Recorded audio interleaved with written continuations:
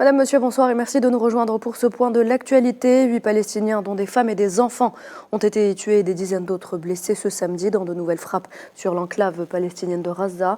L'aviation sioniste a visé 2 maisons dans le quartier de Sultan, dans le camp de réfugiés de Nusayrat. Autre massacre à Rafah. Cette fois-ci, l'armée sioniste a ciblé une maison de la région et tué toutes les personnes qui s'y trouvaient, à savoir 6 Palestiniens, dont 3 enfants.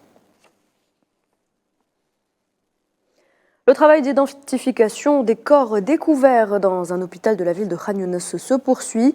Une équipe palestinienne de la défense civile affirme que 392 corps ont été retrouvés dans des fosses communes découvertes autour de l'hôpital Nasser après le départ des forces sionistes du complexe hospitalier.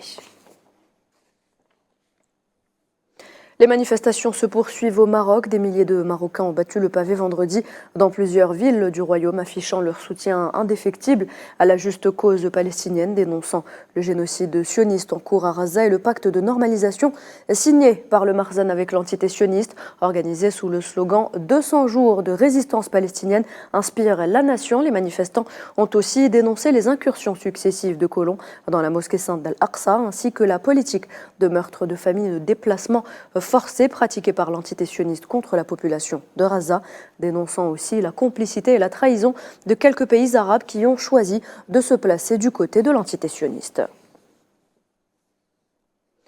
Sachez également que la Cisjordanie est le théâtre d'une vague de violence depuis le 7 octobre. 2 Palestiniens ont été tués par les soldats sionistes près d'une base militaire à l'entrée de Jénine ce vendredi. Suite à cette tuerie, plusieurs Palestiniens ont manifesté dans la région demandant que justice soit faite.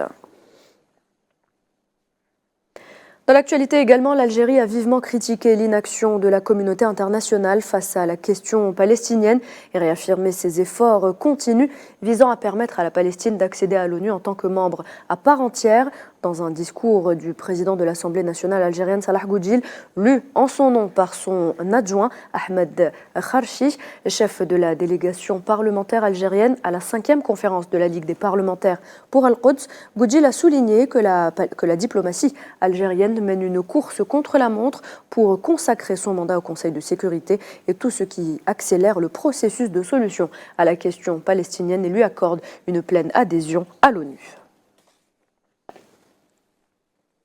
Chargé par le président Abdelmadjid Tebboune, le chef de la diplomatie algérienne Ahmed Attaf est arrivé ce samedi à Riyad, la capitale saoudienne, pour prendre part à la réunion spéciale du Forum économique mondial qui se tiendra les dimanches et lundis. Cette réunion portera sur l'examen des différentes questions et évolutions économiques mondiales dans l'objectif de promouvoir une coopération internationale multipartite pour élaborer des solutions communes face aux différents défis sécuritaires et développement et environnementaux.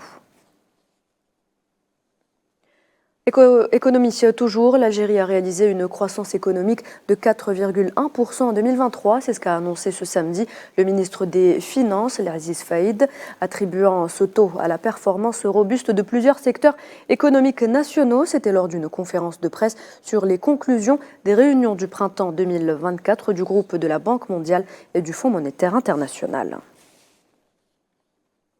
Le secrétariat de la République arabe sahraoui a exprimé ce samedi dans un communiqué sa satisfaction suite à la visite présidentielle qui a conduit le chef de l'État sahraoui, Brahim Ghali, en Algérie, saluant la position ferme de l'État algérien à l'égard de la question sahraoui et confirmant ainsi la profondeur des relations de solidarité qui unissent les deux pays. Au Burkina Faso, dans un entretien accordé à la télévision nationale RTB, le président de la transition, le capitaine Ibrahim Traoré, est revenu sur les relations tumultueuses avec ses voisins, en particulier la Côte d'Ivoire, qu'il accuse d'héberger des opposants à son régime et de n'avoir pas réagi quand des terroristes ont franchi la frontière ivoirienne. Et voilà, c'est la fin de ce point de l'actualité. Merci de l'avoir suivi. Je vous retrouve à 19h pour le journal de la rédaction.